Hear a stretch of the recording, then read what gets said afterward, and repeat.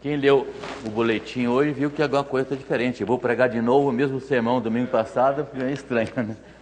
Ninguém justificou isso, né?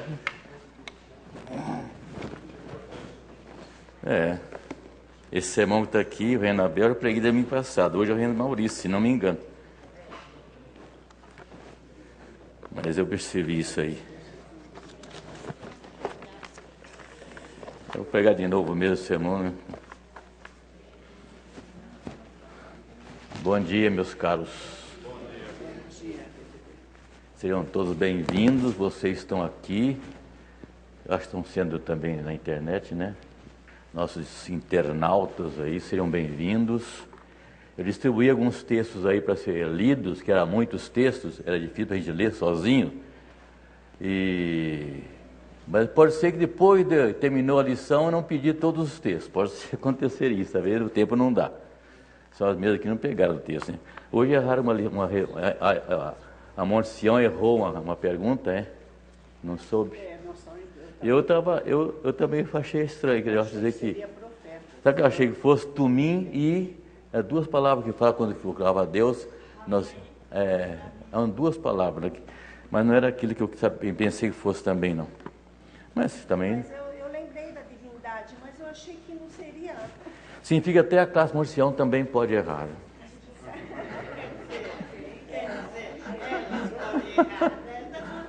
Porque a turma toda estuda, não? Todo mundo sabe. Mas só que a dona Cida, a dona Dinda, só que responde, mas todo mundo sabe, né?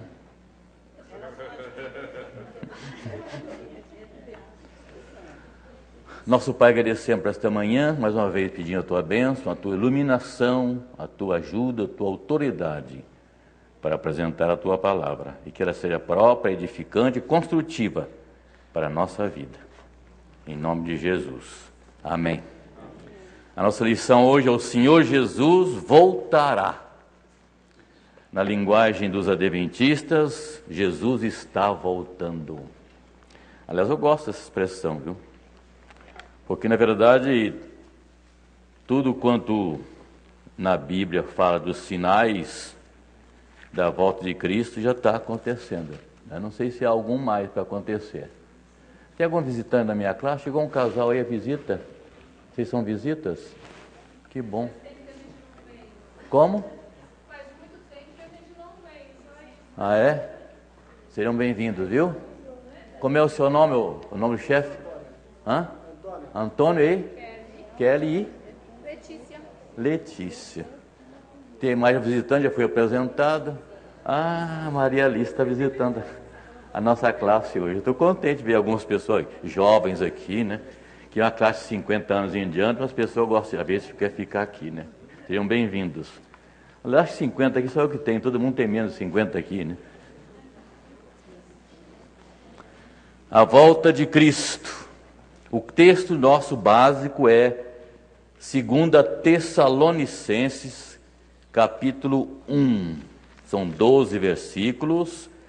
Novamente eu peço licença para não tomar tempo de ler esses versículos, porque eles vão ser citados durante o nosso estudo. Os irmãos vão ajudar a encontrar esses textos, que eu deixei na mão dos irmãos. Só que deixa aberto o texto.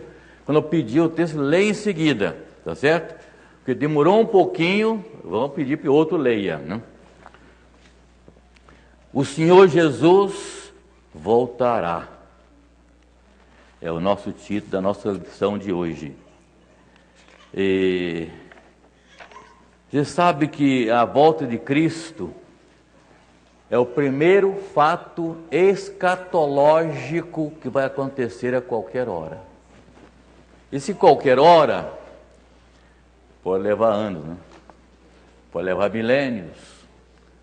Podemos nem terminar a escola dominical de hoje e acontecer isso. Cristo voltar buscar a sua igreja.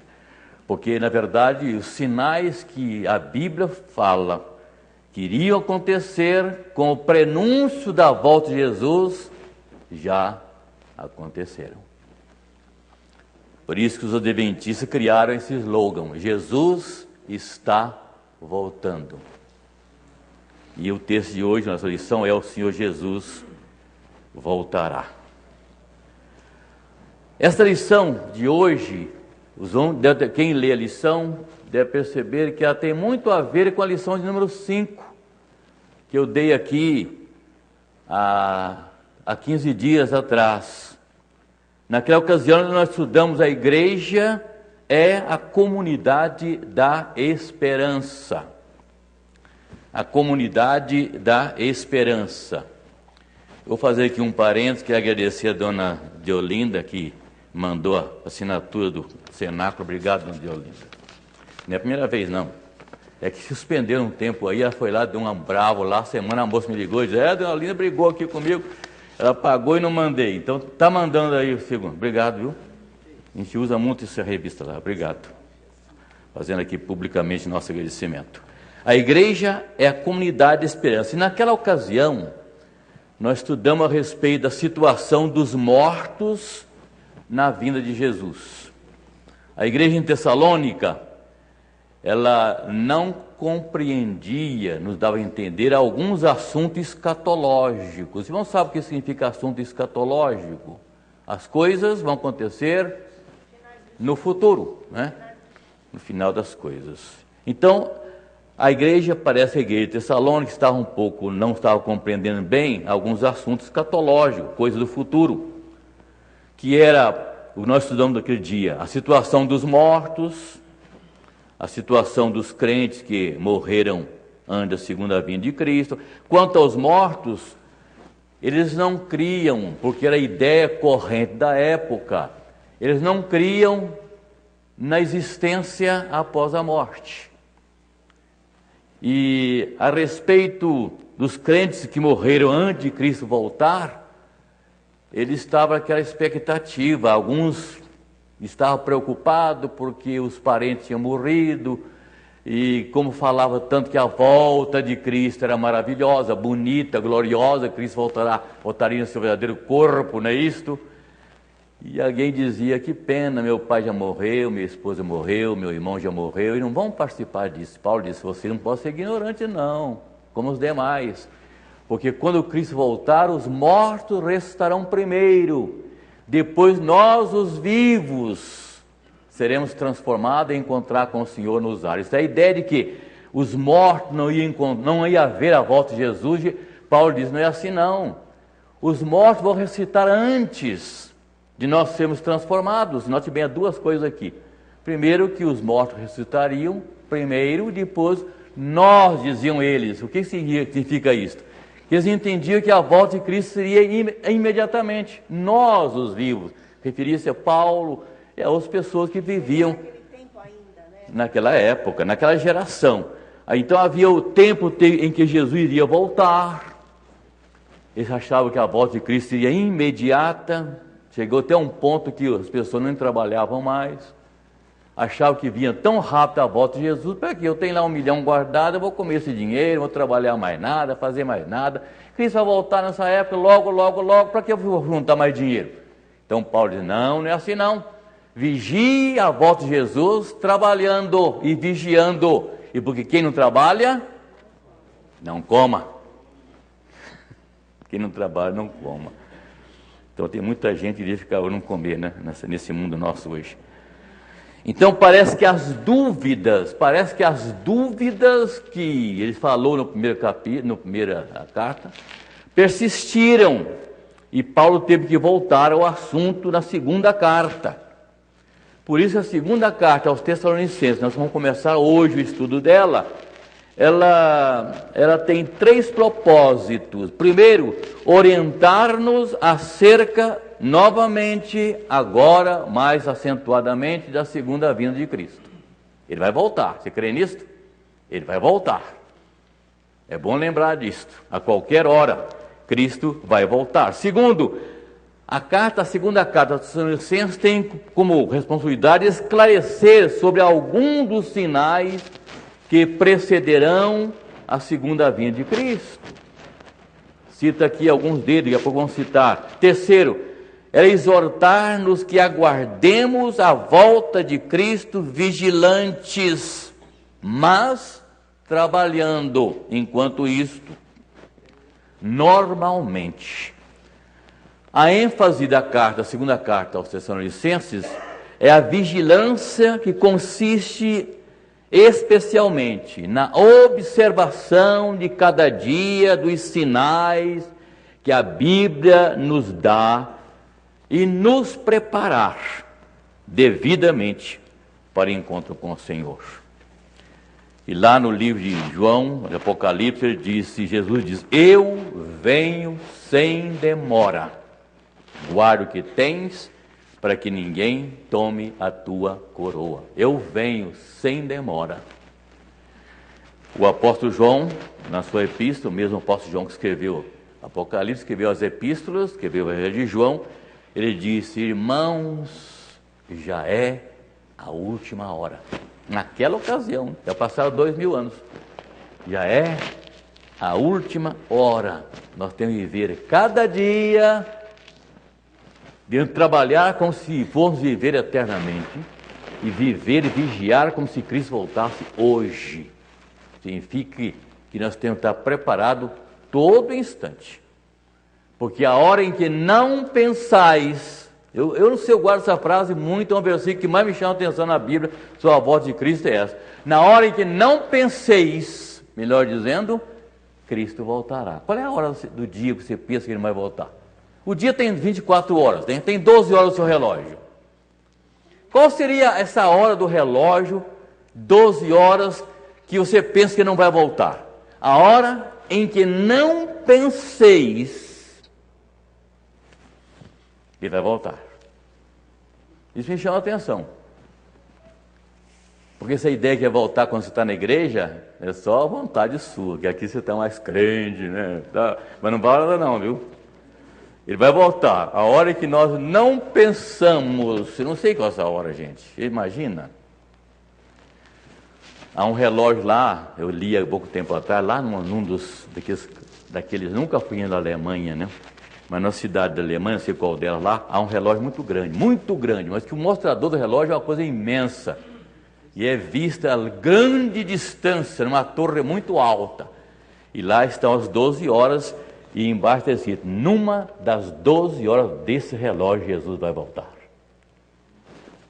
É a grande verdade, né? Numa das 12 horas desse relógio, ou de qualquer relógio, Jesus vai voltar.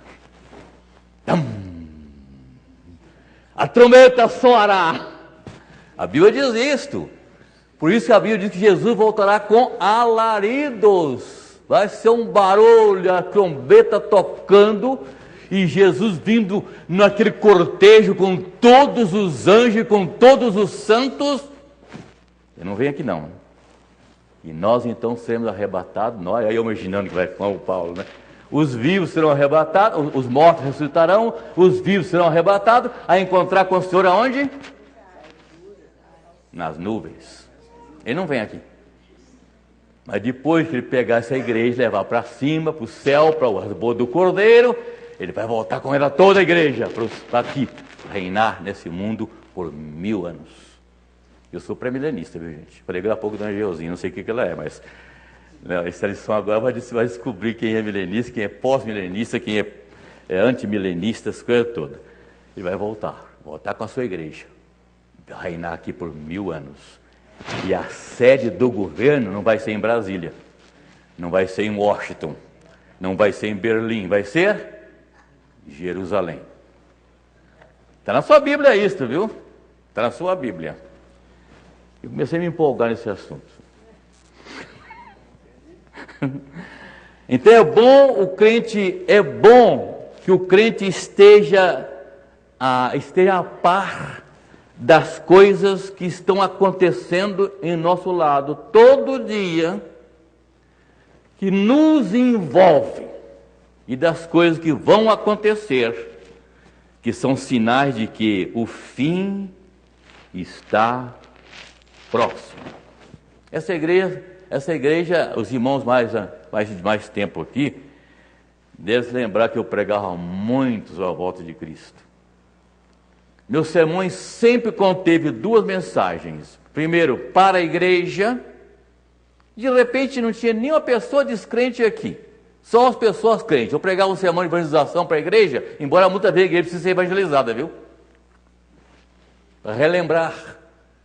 Cada vez que eu falo aos irmãos, não estou tentando trazer nada novo aqui, mas relembrar coisas que nós já sabemos e que a gente vai se esquecendo. O corre-corre da vida, a luta da vida, o trabalho de cada dia vai fazendo com que nós esqueçamos das coisas primordiais, que é a vida espiritual.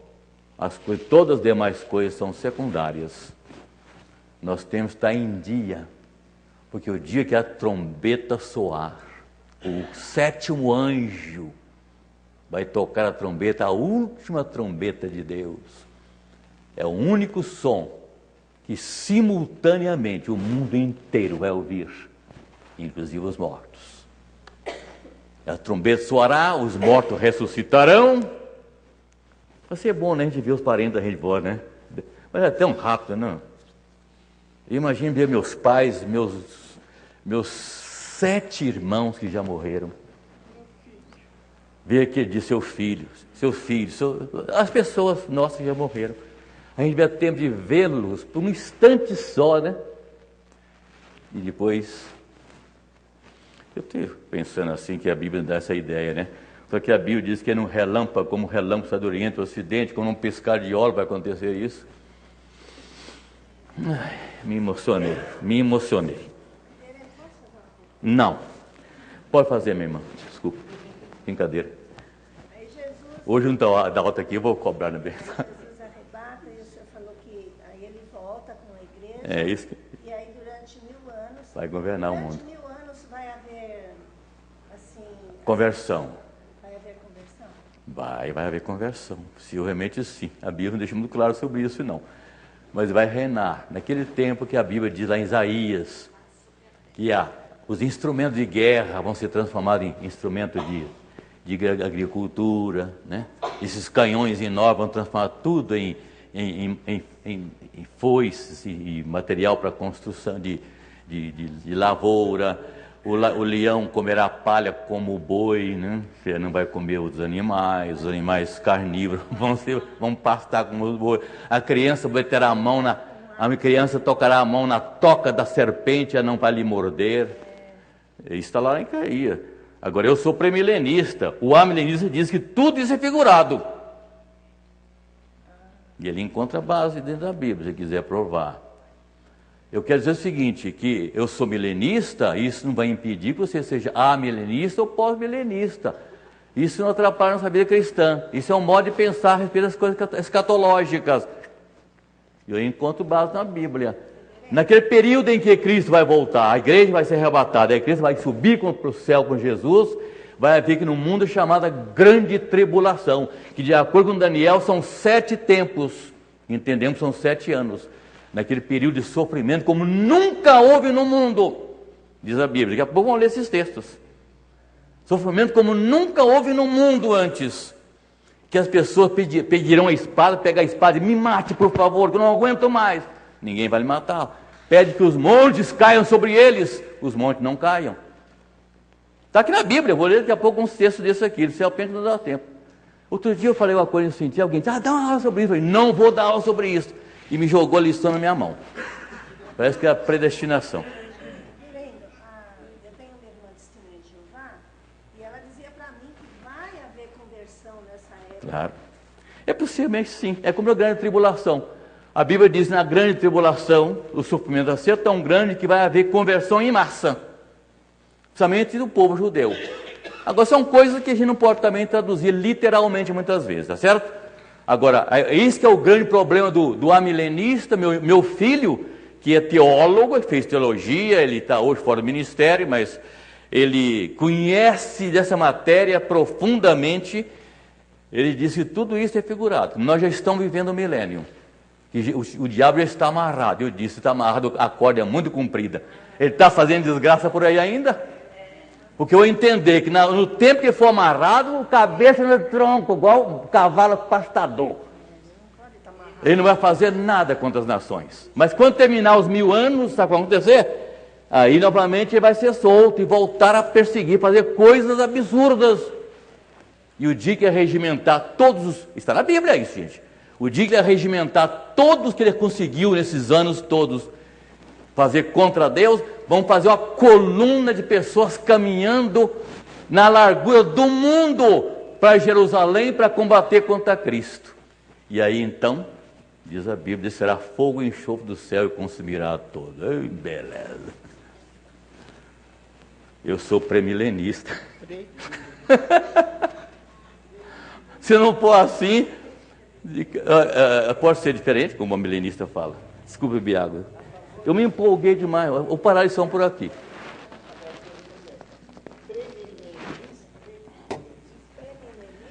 Daqui o milênio vai acontecer. A lição não tem nada com isso agora, aqui, não. A dona Gelzinha vai tocar isso domingo que vem. Então é o seguinte, note bem, os sinais de que o fim está próximo, o momento da revelação do Senhor Jesus vindo do céu. Tudo que se refere à escatologia, nosso hino 197, viu, Hamilton? Nosso hino 109, é isso mesmo? 297, o que fala lá, Ainaldo? 297, quando lá dos céus, descendo, olha, esse hino é um dos hinos mais lindos. 297, está aqui. Você sabe de cor? Vamos lá. Quando lá do céu descendo para os seus Jesus voltar, e o clarim de Deus a todos proclamar, que chegou o grande dia da vitória do meu Rei, eu por sua imensa graça lá estarei. Quando enfim chegar o dia da vitória do meu Rei, quando enfim chegar o dia, pela surra de Jesus eu lá estarei.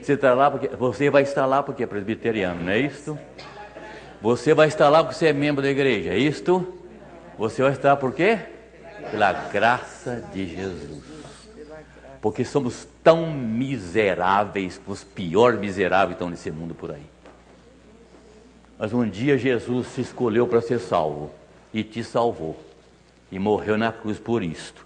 Então, quando lá do céu descendo para os seus, que os seus? Os salvos voltar. Não. E virá depois de 1000 anos, virá a ressurreição dos ímpios. Nós estudamos isso. Estou vendo que mudar a lição hoje. Então, tudo se refere à escatologia, coisas do futuro, trazem confusão, muitas vezes trazia para os crentes da igreja de Tessalônica e traz para nós hoje algumas confusões, como a ressurreição de Jesus dos mortos, como, por exemplo, o milênio, quando Cristo vem reinar neste mundo junto com a sua igreja. Aliás, um dos galardões que a Bíblia fala, a gente que é premilenista entende sim, que nós vamos governar cidades. Vocês vão ser prefeito de alguma cidade. Quem vai ser prefeito de São Paulo? Não vão ser prefeitos de cidades, vão ser governadores de estados, é? Ah, sim. Porque aí não tem ninguém, nós comandamos a coisa à base de mão de ferro, ninguém levantará a mão contra a gente, como Jesus Cristo. Milênio é isso aí. O reinado é de Cristo. O diabo está amarrado. E depois vai ser desamarrado. Diz que vai. Aí que é o problema. Não diz quanto tempo vai ser. Não comece a fazer confusão não, pelo amor de Deus. Olha, eu gostaria que alguém, eu tenho alguns textos aí marcados, você leia rapidinho, Mateus 24, 21, está escrito aí. Já demorou.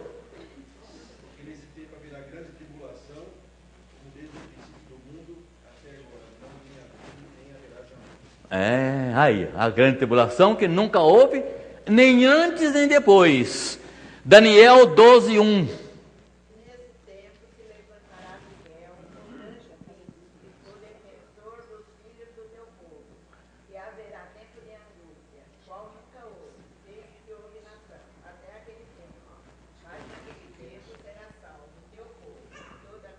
naquele tempo? Prestou atenção? 12. Naquele tempo haverá? Prestando atenção, analisei o texto que ela leu? Haverá salvação. Daí o que diz aí? Miguel é um anjo ou é? É um Miguel. E a festa dos mortos, bons e dos maus, não é isto? Outro texto é de o selo, sexto, a Bíblia lá em Apocalipse fala de sexto selo, fala de sexta a igreja, fala de tudo. O sexto selo, quando abriu o sexto selo, quem está aí com Apocalipse 6, de 12 a 17, é um texto meio longo, quem vai ler. Leia, minha irmã, então. Apocalipse 6, de 12 a 17. Preste atenção nesse texto aí. Vi quando o cordeiro abriu o sexto selo. Olha aí. Sobre veio um grande terremoto. O sol se tornou negro como saco de crina. A lua toda como sangue. Já leu isso na Bíblia? Vai lendo. Estrelas do céu caíram pela terra como a figueira, quando abalada por vento forte. Deixa cair os seus figos verdes. O céu recolheu-se como um pergaminho quando se enrola. Então, todos os montes e ilhas foram movidos do seu lugar. Os reis da terra, os grandes, os comandantes, os ricos, os poderosos e todo escravo e todo livre se esconderam nas cavernas e nos pinhados dos montes. E disseram aos montes e aos rocheiros: caí sobre nós e escondei-nos da face daquele que se assenta no trono e da ira do cordeiro, porque chegou o grande dia da ira deles. E quem é que pode suster-se?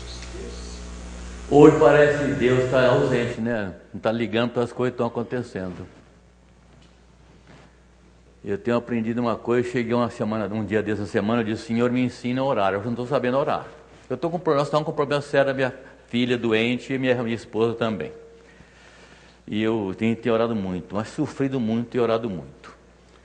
Aí eu falei: Senhor, me ensina a orar, porque eu não estou sabendo orar, não. Acho que as coisas não estão acontecendo, não estou sabendo orar. Depois de um dia de oração, eu comecei a pensar naquilo que já sabia. Em Deus nós vivemos, nos movemos e existimos. Eu não sei nada. Sem mim, nada. Deus está no controle. Se alguém está no controle, então eu não tenho que fazer nada. Eu tenho que esperar. Você vai viajar, o seu Elias e o Josinho vão viajar para Dallas um dia desse. 14 ou 15 horas de avião, né? Sem escala. Vai ser um batismo de avião de uma vez. E vão entrar naquele avião imenso. Às vezes tem avião com 400 passageiros. Tem um da American Airlines que viajamos em encontro com ele para Miami, com a Adriana, né? Viajávamos com 400 passageiros. Uma coisa imensa. Como se fosse entrar dentro dessa igreja aqui, ó. É como se entrasse dentro dessa igreja. Coisa imensa. Quem está comandando aquilo? Não, humanamente falando. O piloto. E o que você faz de noite? Dorme. Dorme enquanto acorda, que tem barulhinho de novo de avião. 12 horas. Daqui em Miami são 7 horas e meia. Daqui lá para eles vão, acho umas 12 horas ou mais, ou 10 horas. Nós fomos para Roma, gastamos 14 horas de avião, sem parar. Tem alguém no comando. E eu confio. Por isso que ele diz: maldito o homem confia no outro. Mas é para salvação, que você tem que confiar. Quando você entra num ônibus, você tem que confiar no motorista. Quando você entra no metrô, você tem que confiar lá no maquinista. É? Operador. Se você entra no avião, tem que confiar no piloto e no copiloto. É assim a vida nossa como crente, meus irmãos. Há um problema na sua vida, está passando com dificuldade, Deus está no controle. Não vai acontecer nada diferente daquilo que Ele quer. A sua oração não vai mudar o plano de Deus. Seja feita. Jesus ensinou muito isto, e Ele fez isto. Eu sei que é difícil demais em dizer isto. Mas o Senhor está no controle. E o que eu tenho que fazer? Descansar. Entrega, confia, descansa, porque o mais Ele fará.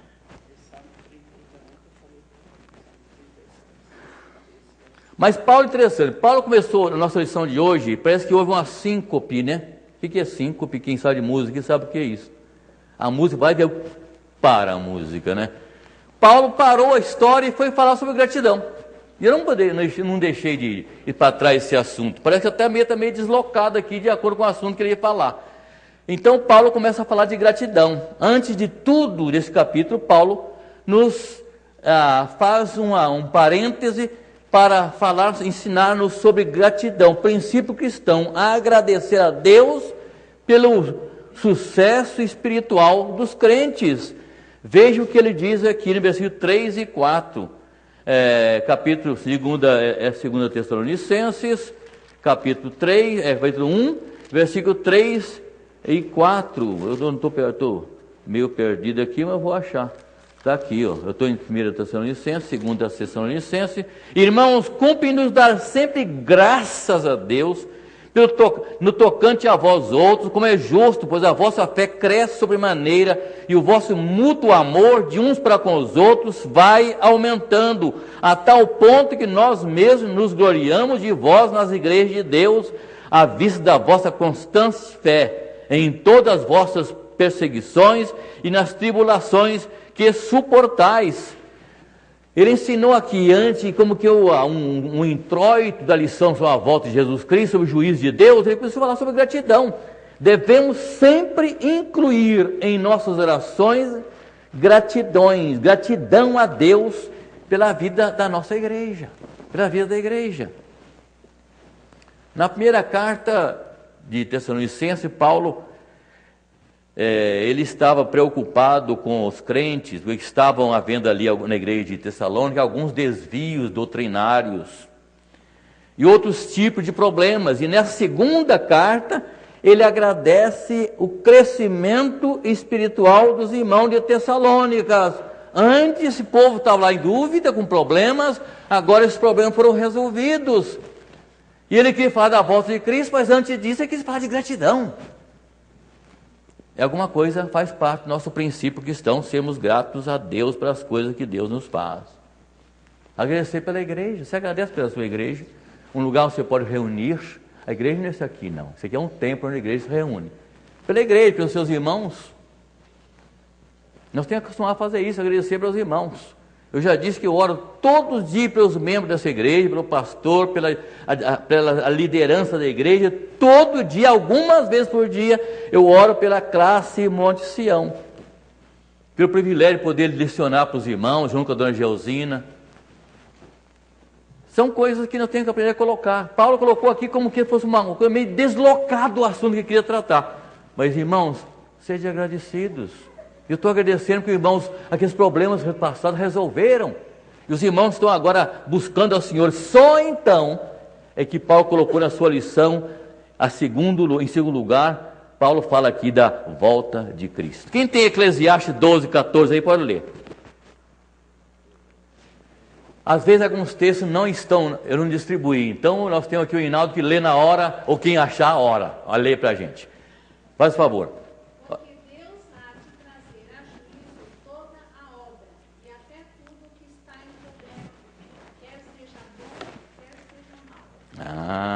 Deus trará a juízo todas as coisas, quer boas, quer ruins. É isso aí que está escrito aí?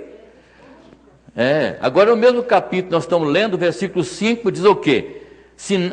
Sinal evidente do reto juízo de Deus, para que sejais considerados dignos do reino de Deus, pelo qual com efeito estáis sofrendo. Paulo começou a falar aqui de juízo reto de Deus. Vemos que Deus é um juiz reto. Alguém tem Apocalipse 16? Não tem. Apocalipse 16, eu que tenho aqui para ler. Olha, Apocalipse 16, versículo 7. Ouvi do altar que se dizia, certamente, ó Deus, ó Senhor Deus, Todo-Poderoso, verdadeiros e justos são os teus juízos. Verdadeiros e justos são os teus juízos. Então o juiz de Deus é justo, diferente do juízo humano, diferente do julgamento que os homens fazem. Eu estou orando muito por um assunto que está acontecendo no Brasil, que está refletindo no mundo inteiro. Está acontecendo lá com os juízos do magistrado. Quem é que é? Quem está tratando lá? O mensalão. O que vai acontecer no mensalão no final? Só Deus sabe, não é isso? Então, olha bem, já absolver lá a pessoa, já que tem certeza que tem culpa no cartório. Tem culpa no cartório, mas já foi absolvido. Outros foram condenados. Mas eu quero seguir o seguinte: no tribunal dos homens, muitas vezes o justo é punido e o culpado é inocentado. E nós vemos isso acontecendo ao nosso lado todo dia. No tribunal dos homens, nós vemos um José do Egito preso, enquanto a mulher de Potifar saía ilesa, como se tivesse sido molestada pelo José. Não é isso? No tribunal dos homens, nós vemos Herodes no trono e um João Batista sendo degolado porque falou a verdade. No tribunal dos homens, nós vemos Jesus sendo sentenciado à morte e Barrabás sendo solto. E nós vemos isso acontecendo nos nossos juízes, gosto de falar aí, nosso juiz do tribunal, não sei o que lá que eles usam a expressão lá, como é que é a expressão que eles usam? Hein? Ministro não, são juízes, né? É isso aí. Então, o tribunal dos homens, inocentes são condenados e culpados são aplaudidos como benemérito da sociedade. É o que vem por aí. Está ouvindo? Você viu que onde aquele responsável lá suspendeu o julgamento lá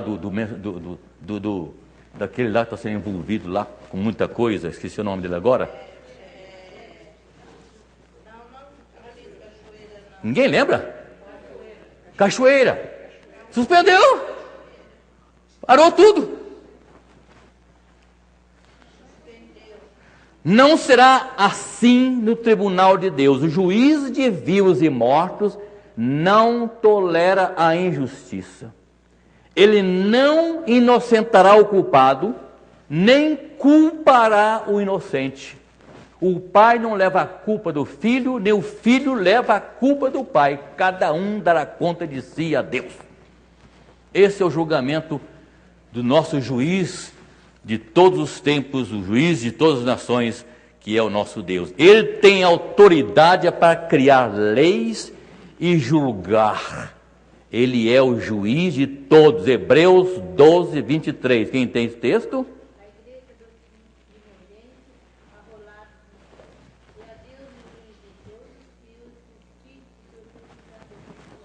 Não vou comentar texto, viu, gente? Ele julga hoje, ele julga amanhã, ele julga vivos, ele julga mortos.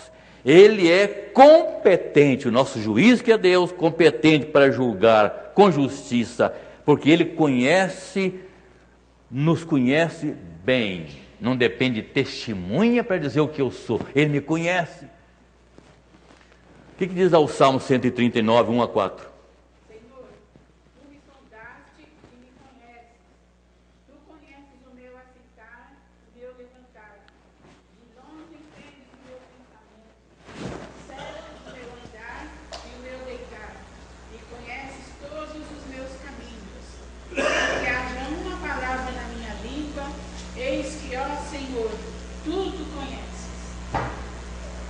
Sem que haja uma palavra, ele me conhece.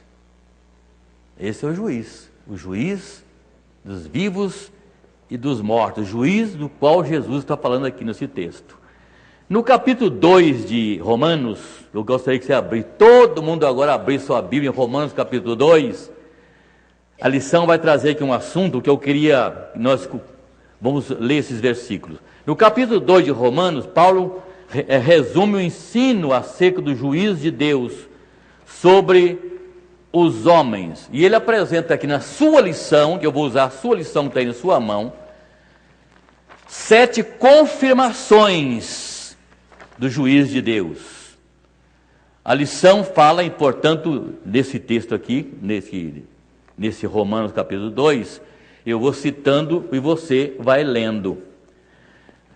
No juiz de Deus, a primeira coisa é tempo de recompensa. Não, desculpe-me, não é isso não. O julgamento de Deus, um juiz de Deus, é inevitável. Alguém vai ler o versículo 1 a 3. Portanto, és indesculpável, ó homem, quando julgas, quem quer que sejas, porque no que julgas a ti mesmo te condenas, pois praticas as próprias coisas que condenas.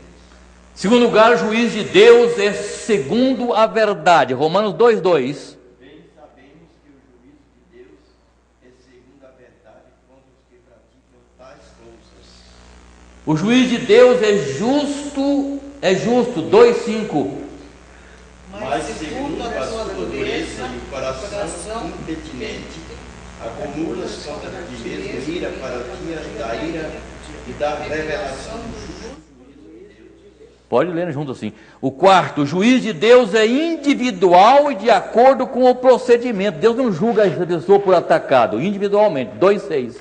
Que retribuirá a cada um segundo o seu procedimento. Quinto, o juiz de Deus é imparcial. Aqui, 2:11. Porque para com Deus não há acepção de pessoas. Não é porque fulano é doutor, porque o fulano tem diploma, porque o fulano é importante, porque o fulano é intocável. Todos serão julgados. Não haverá, então, o procedimento de Deus é imparcial. O juiz de Deus será revelador, vai revelar coisas ocultas, versículo 16. No dia em que Deus, por meio de Cristo Jesus, julgar os segredos dos homens, O segredo dos homens. cuidado com o meu evangelho. O juiz de Deus será conforme o evangelho, já foi lido, 2:16. Então eu quis que lesse esse texto, porque eu achei tão importante na lição isso aí, a descrição do juiz de Deus. Obrigado os irmãos que participaram. Agora é o seguinte, a lição fala também da importância da volta de Cristo, porque a volta de Cristo, a segunda vinda de Cristo, é tempo de recompensa para os cristãos. Parece que a gente passa a vida sem recompensa, né? Sinal evidente do reto juiz de Deus, para que sejais considerados dignos do reino de Deus, pelo qual, com efeito, estáis sofrendo. Então, versículo 5 desse texto de 2 Tessalonicenses, é tempo de recompensa para os cristãos, é tempo de galardão. Sabe o que é galardão? A salvação nossa é de graça, não pagamos nada por ela, mas galardão é recompensa por aquilo que você faz como crente. Então, se você é crente e não faz nada, você não terá galardão.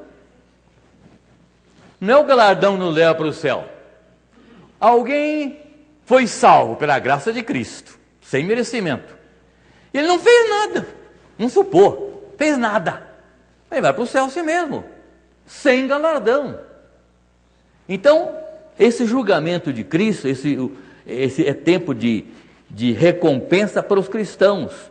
É tempo de galardão. Mateus 10:42, quem tem? E quem dera beber, ainda que seja um copo de água fria, destes pequeninos, por ser este meu discípulo, em verdade vos digo, que de modo algum perderá o seu... Sabe o que é? Você dá um copo de água fria para alguém e Deus paga você por isso? Se você fizer em nome de Jesus? Isso foi um copo de leite então, né? E só um pãozinho junto também. Olha aqui, até um copo de água fria você der a alguém em nome de Jesus, Deus dá regalardão você por causa disso. Então outra coisa, o outro texto, Mateus 5, 11 e 12, quem tem?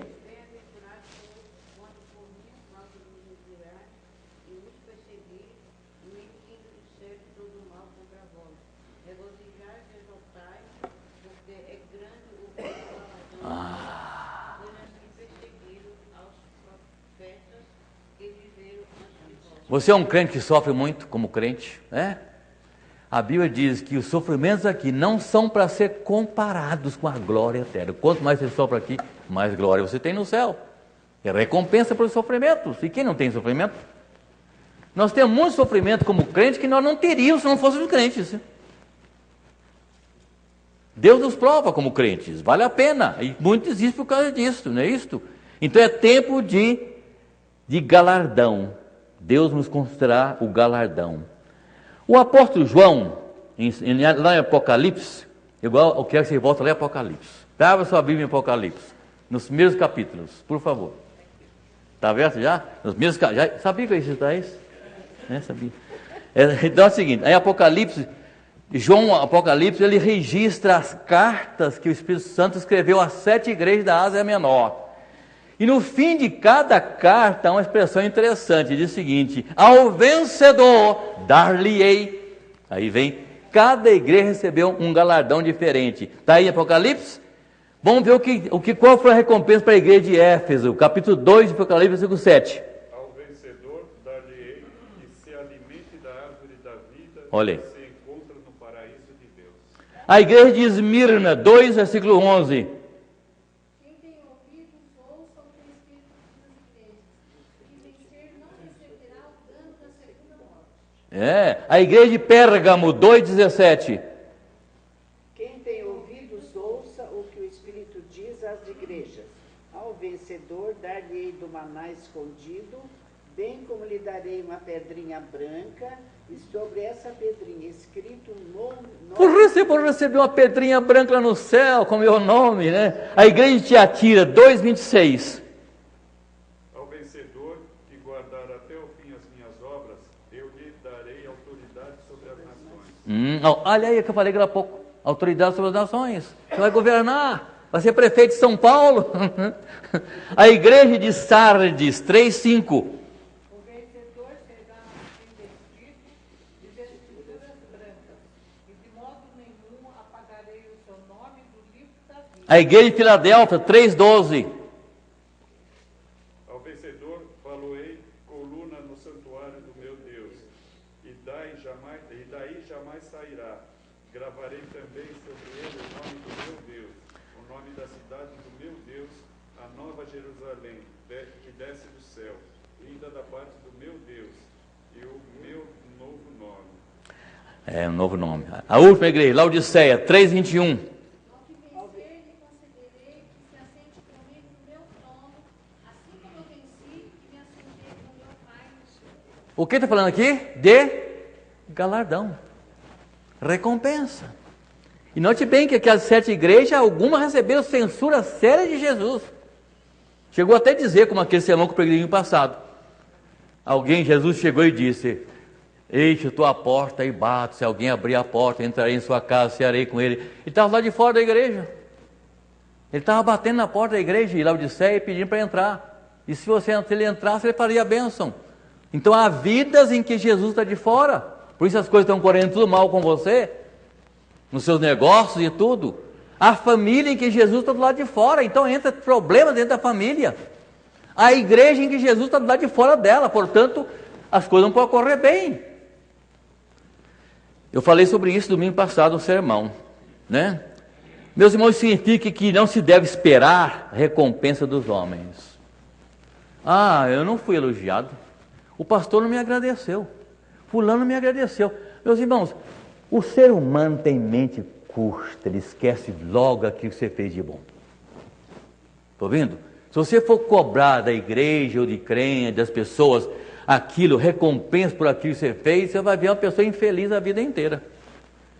Por isso a recompensa vem de Deus. Não se deve esperar a recompensa dos homens, porque os homens têm mente curtas. É por isso que Paulo diz em Efésios 6-8, que diz lá? Não servindo à vista como para agradar a homens, mas como servos de Cristo, fazendo de coração a vontade de Deus, servindo de boa vontade como ao Senhor, e não como a homens, certo de que cada um, se fizer alguma coisa boa, Receberá isso outra vez do Senhor, quer seja servo, quer livre. Recebe de quem? Da igreja? Do irmão? Sabe-se cada um o que receberá do Senhor. Meu irmão. Você fez um pouco de sacrifício vir à escola dominical de manhã hoje, né? Não é fácil. O irmão levanta toda semana já de madrugada. Domingo tem que levantar cedo para vir à igreja. Você fez isso com amor, com carinho. Você está aqui porque gostaria de estar. Você sente prazer de estar aqui. Você está sendo recompensado por Deus. Você veio de má vontade, você vai sair de mão vazia de novo. Está ouvindo? Se veio esse outro motivo, não ser para a glória de Deus, você vai sair com a mão vazia de novo. Como entrou. Eu preciso ir lá porque senão vão notar minha ausência. Eu sou aluno da classe, eu sou membro daquela igreja, eu preciso comparecer lá. Nada por obrigação, nada por obrigação. Nem para mostrar para os homens, para a dona Débora. 20 dias em um país do mundo, procurei uma igreja evangélica para ir, não achei nenhuma. Pois é. Tem tanta graça a Deus para igreja. Mas só foi uma igreja lá, né? Sozinha foi uma igreja, né? Só foi uma igreja, só foi uma igreja. Não foi a igreja, mas é uma igreja. Porque onde nós estamos é uma igreja do Senhor. Tá? Eu conversei com a Bruna, o dia que ela esteve lá, onde ela esteve mesmo? Na Alemanha. Ela disse que não achou uma igreja lá. O tempo que ela esteve lá, não achou uma igreja. Falei, mas você procurou, Bruna? Procurei.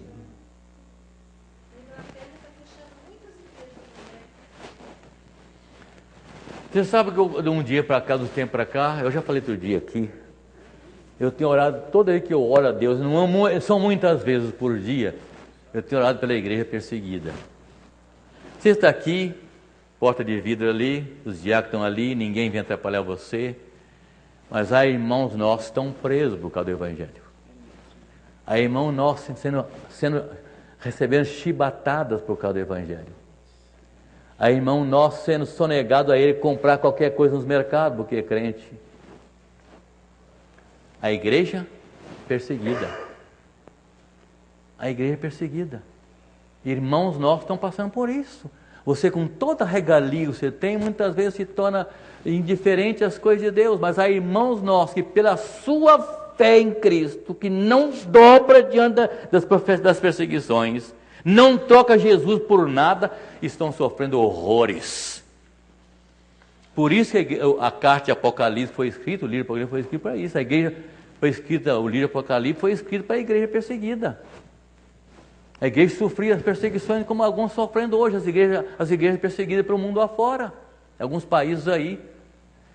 E qual foi a palavra do Espírito Santo para as igrejas perseguidas em Apocalipse? Qual foi a palavra final para eles? Lembra que não está falando de salvação, não está falando de coroa de salvação, coroa da vida, galardão. O sentido do versículo é o seguinte: ser fiel ainda que você morra. Não negue a Cristo. Ser fiel ainda que você morra, e eu te darei a coroa da vida. Onde eu parei aqui? Então é o seguinte, não adianta esperar a recompensa dos homens. No juiz de Deus, outra coisa, no juiz de Deus é tempo juiz de Deus é tempo de retribuir com aflição os que perseguem a igreja de Cristo. Olha o versículo 6 desse nosso texto. Se de fato é justo para com Deus que Ele dê em paga tribulação os que atribularam. Lembra, meu irmão, que você recebeu a galardão de Deus pela sua fé. Mas aqueles que te maltrataram, porque você era cristão, vão receber o quê? Se de fato é justo para com Deus que aquele que dê paga tribulação os que te atribularam. No juiz de Deus, então, é tempo de se retribuir com aflição os que perseguem a igreja. Pode dizer? Os que são atribulados ali. Então, é isso aí. Não precisamos fazer juízo com essa própria mão. Às vezes dá vontade da gente agir, né? Como fala muito aí, justiça com a mão própria, né? Às vezes dá vontade de fazer justiça com a mão própria, porque não há justiça. Dá vontade de sair por aí dando cacetada, né? Nessa lição que eu estava estudando em 1 Samuel, ontem eu li uma frase que me calou muito, que o Senhor é o dono da guerra. Ah, sim, é o dono da guerra. Ele guerreia a nossa guerra. Em alguns momentos da história, a coisa linda da Bíblia, um versículo que eu tenho apegado muito a ele também, é o Salmo 46, 7. Aquietai-vos. O que significa isto? Fique quieto, porque Deus sou eu. Você está querendo ser Deus? Você quer resolver os seus problemas do seu jeito? Aquietai-vos. Deus aqui sou eu. Aquietai-vos, saber que eu sou Deus exaltado sobre a terra e sobre as nações. Moisés chegou à beira do Mar Vermelho e o povo revoltou contra Moisés, porque a coisa ficou feia, mar na frente, não podia voltar, o exército faraó ia atrás. Moisés chamou o povo e disse: aquietai-vos e vede o livramento de Deus. Os inimigos que estáis vendo lá atrás jamais o verão. Que promessa, não? Que homem tem coragem de dizer uma coisa dessa em nome de Deus? E aconteceu. Os homens morreram na água, todo o exército de faraó. Aquietai-vos. Eu sou Deus aqui. Isso é comovente, mas é que nós temos que aprender a fazer. Então é preciso fazer justiça, não precisa fazer justiça com a própria mão.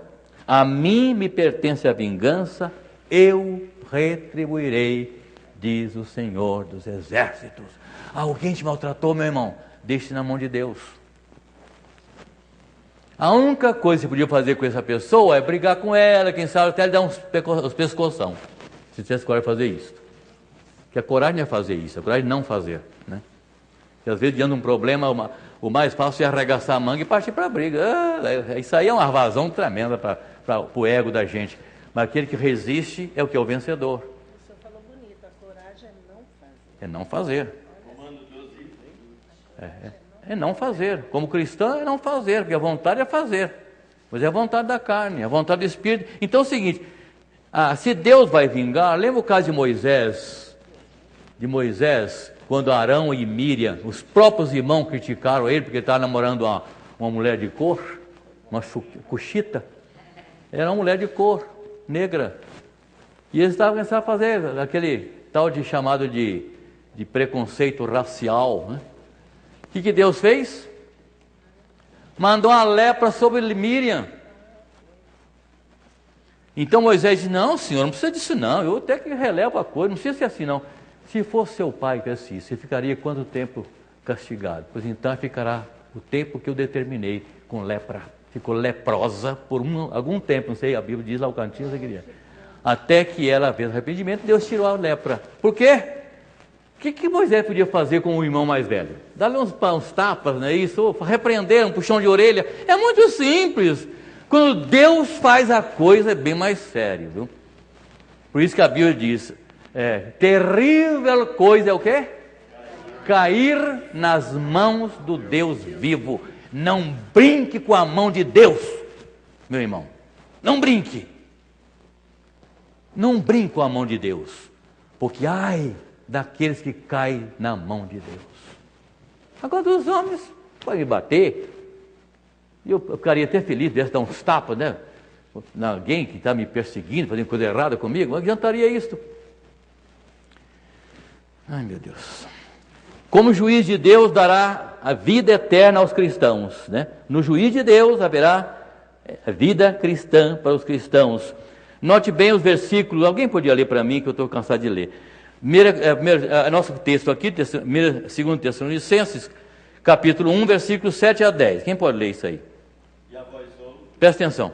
E a vós outros que sois atribulados, alívio juntamente conosco, quando no céu se manifestar o Senhor Jesus com os anjos do seu poder, em chama de fogo, tomando vingança contra os que não conhecem a Deus e contra os que não obedecem ao Evangelho de nosso Senhor Jesus. Estes sofrerão penalidade de eterna destruição, banidos da face do Senhor e da glória do seu Deus. Muito bem. Então esses são os dois tipos de juízo que vai haver, sobre os bons e sobre os maus. Para os bons, alívio e descanso para aqueles que são afligidos e perseguidos por amor de Cristo. Mateus 5, 11 e 12. Esse texto foi lido, se quiser ler de novo. Mateus 5, 11 e 12. Fala que os são perseguidos, Não ia então, não. E o segundo, a vingança divina contra os que não conhecem a Deus. Versículo, mas alguns que já foi lido. O capítulo 1, versículo 9, o que diz aqui? Estes sofrerão penalidade de eterna destruição, banido da face do Senhor e da glória do seu poder. Então, é tempo de sofrimento, vingança de Deus contra os que não conhecem a Deus. E para o cristão, qual é a recompensa? O descanso, Apocalipse 14, versículo 13. Alguém recebeu isso? Não. Apocalipse capítulo 14, versículo 13. Bem-aventurados mortos, desde agora morrem no Senhor, sim, diz o Espírito. Para quê? Descanso das suas famílias. Descanso. Lembra que eu falei que há 15 dias atrás, esse descanso não significa aquela ideia que alguns pensam que lá no céu é um descanso eterno, a pessoa fica lá fazendo nada, né? A minha esposa tem uma ideia, sempre assim, não, eu tenho tempo para descansar no céu. Eu falei, vai descansar não é coisa nenhuma. Eu falo com ela, se quer descansar, descansa aqui, que você é aposentado, lá no céu não vai descansar não. Não vai descansar não, vai ter o tempo todo prestando culto a Deus, né? Louvando o Senhor, cantando. Então é melhor descansar aqui se você puder. Agora, Hinaldo, o versículo 11 que diz, esse capítulo. E a fumaça do seu tormento sobe pelos séculos dos séculos. Não tem descanso algum, nem de dia nem de noite. Para o justo, descanso. Para o ímpio, fumaças eternas, e nunca haverá descanso. Meu Deus do céu, coisa horrível. A volta de Jesus para buscar a sua igreja, eu estou terminando, porque senão não dá tempo. A volta de Jesus para buscar a sua igreja por meio do arrebatamento, ou da transformação, e por meio, executar, vamos contar aqui não. A volta de Jesus para buscar a sua igreja por meio do arrebatamento, e executar juízo sobre a terra, é uma das doutrinas mais alegres e mais esperadas da Bíblia. Como é que o Maurício diz todo domingo após o culto? Então entendeu a bênção apostólica? Ó, vem Senhor Jesus. Esse é o cumprimento que os crentes faziam os outros no tempo da igreja Apocalipse, naquele tempo.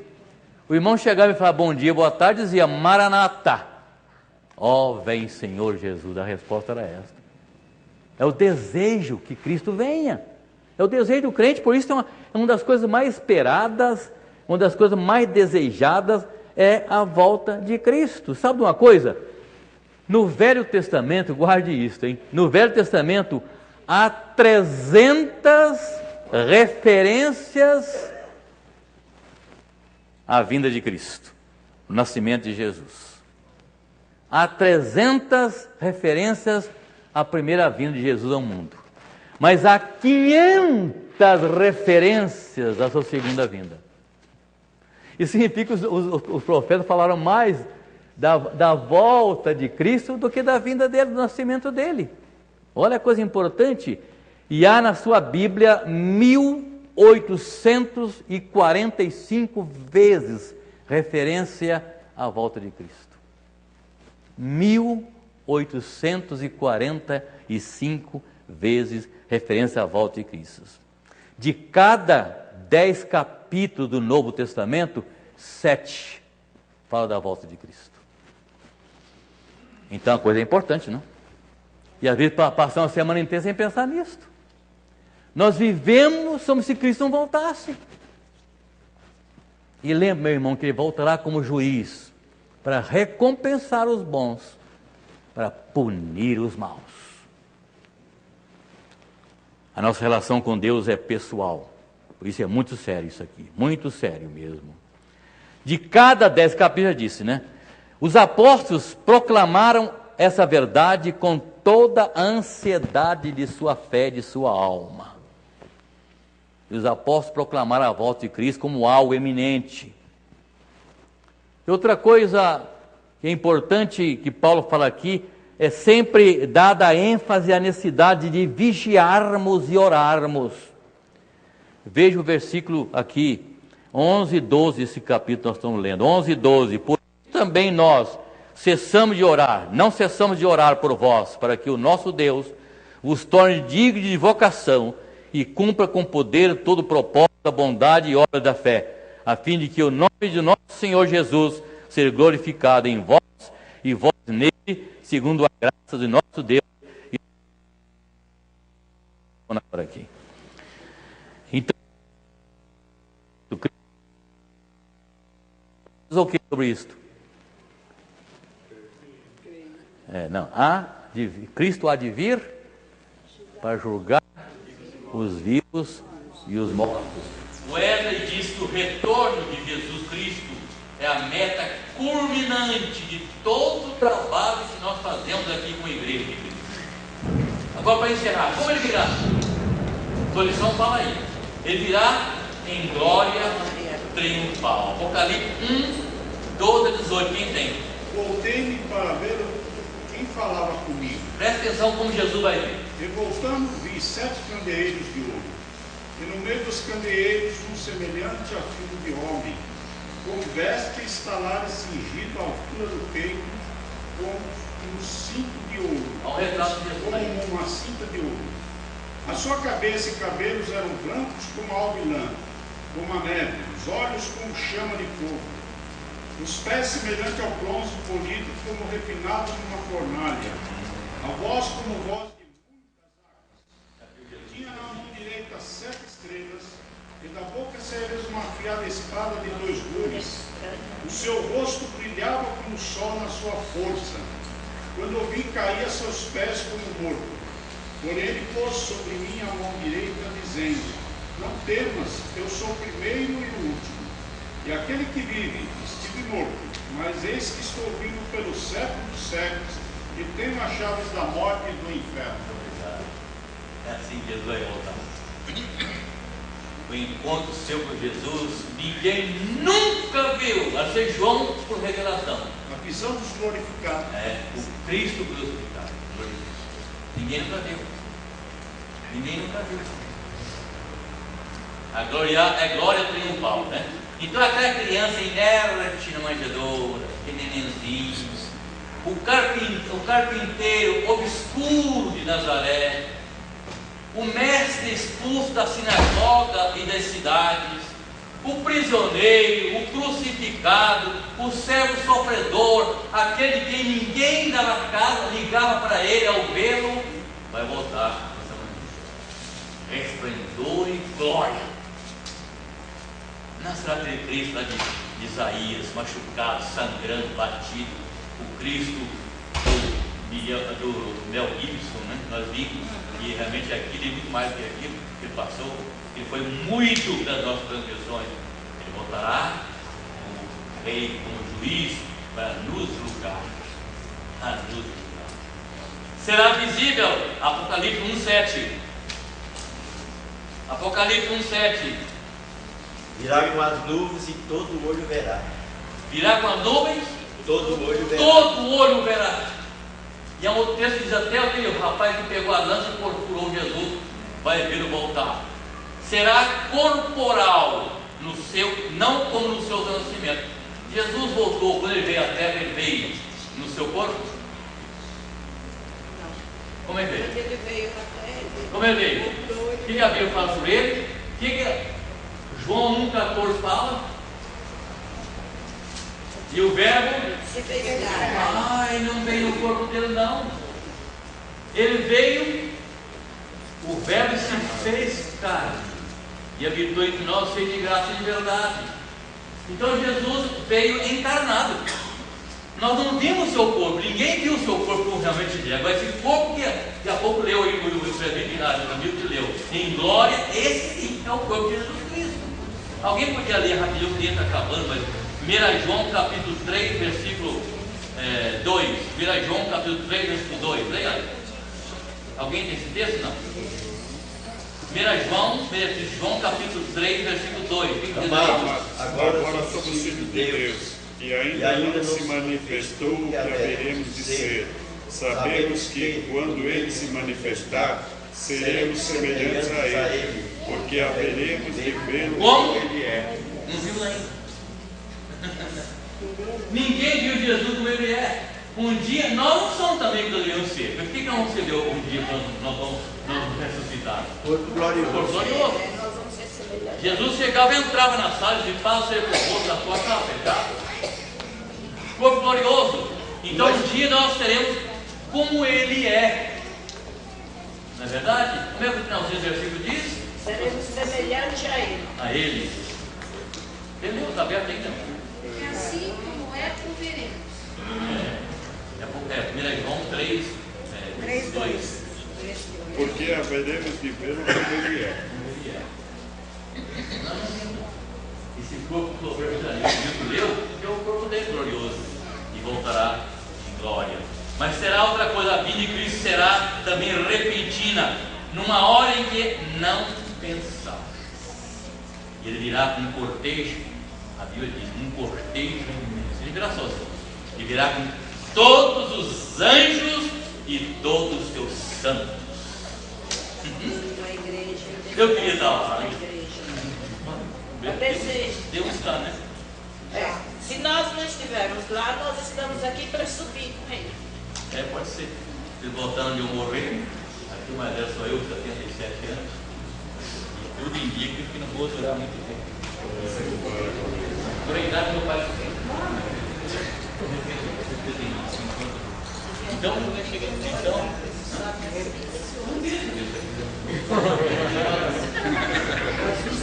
Então não tiver. Ainda naturalmente esses mais velhos morrer, ele morre criança. Eu só sei o seguinte. Eu gostaria que você voltasse na minha carreira toda. Eu não teria decepção ver minha mulher falecer, ou ela ver de ver falecer, meus filhos, netos, ia ser muito duro. Já por um ladinho para os filhos e assim por fora. Já faleceu muitos anos já. Era pastor. Meu pai morreu com 45 anos, eu vim viver para volta do pai. Eu tenho pouco saudade, história, meus irmãos. Me dizia tantas vezes que eu sou família de 7 irmãos. Hoje somos 3. Uma irmã está em coma lá em Belo Horizonte, que hora pode falecer.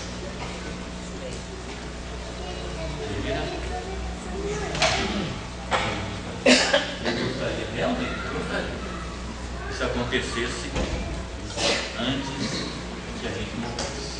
Não é que eu tenho medo da morte. É tão bom viver. Como diz o Chico Anísio, eu não tenho medo da morte, eu tenho uma pena de viver nesse mundo. A lição terminou. Obrigado a vocês, ficaram perto do mundo, a gente já pode sair, nós vamos orar antes. Ore por mim, porque o homem A gente vê, né, alguém vai entrar na questão do homem da iniquidade, que é o anticristo, e alguém já disse que o anticristo já nasceu, viu? Então, sinal que vai demorar a voltar o anticristo, não.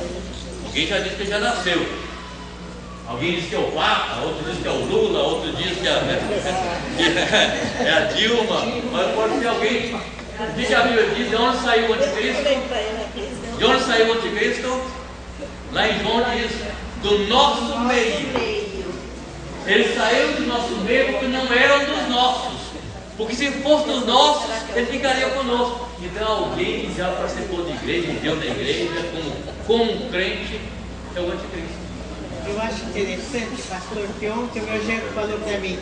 Meu genro falou, olha, dona Cirineia, eu disse, durante o dia o diabo está um pouco ligeiramente amarrado, mas à noite, ele trabalha à noite. Ele fala assim, olha, e o campo dele vai de Ribeirão Preto a Caraguatatuba, então durante a noite ele tem que visitar os postos. E ele falou, se a senhora visse o que está acontecendo à noite, ele disse, olha, cada vez mais rápido. Eu falei, o diabo só pode estar solto. Diz uma coisa, não deis lugar ao diabo. Porque tem gente que diz, diabo, estou aqui, daqui a pouco, estou com a cabeça. Cuidado, a coisa não é brincadeira, mas se faz oração por nós.